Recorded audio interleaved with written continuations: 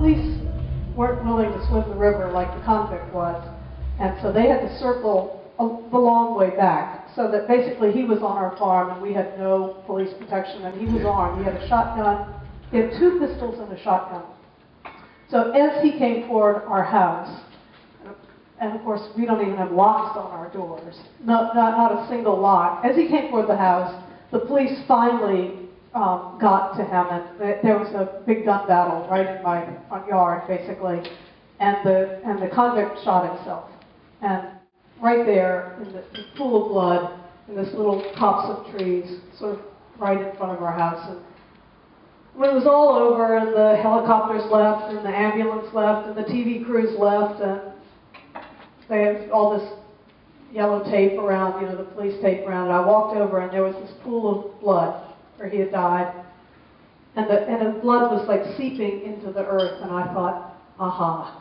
Now I should take pictures. Now I should investigate what happens to the earth when a body, when death happens.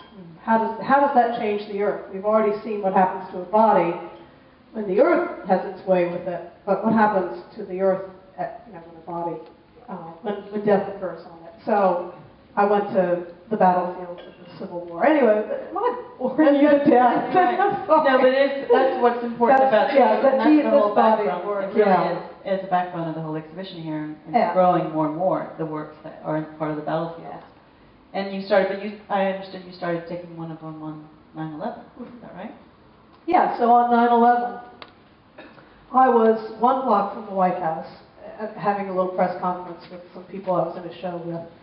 And the Secret Service comes plunging in, fully dressed in SWAT and, with AK-47s, and they say, get out, they're coming for the White House. Literally, you could see the White House. It was as far as the street up there. Now, think about this. How did they know they were coming to the White House? It's sort of weird. They'd hit the Pentagon. No, they'd hit the Twin Towers, and had just hit the Pentagon, and they were already saying they're coming to the White House. So they rushed us out. I got in my car, took off, got across the river before, and into Virginia before they closed down the city. But anyway, the point is that I was on my way that day. After the press conference, I was going to go to Manassas and do some shooting. And sure enough, 9/11 happened. And it couldn't have been more germane to what I was, to what I was thinking. In fact, one of the pictures... The first one, is it the first one? That's the first one.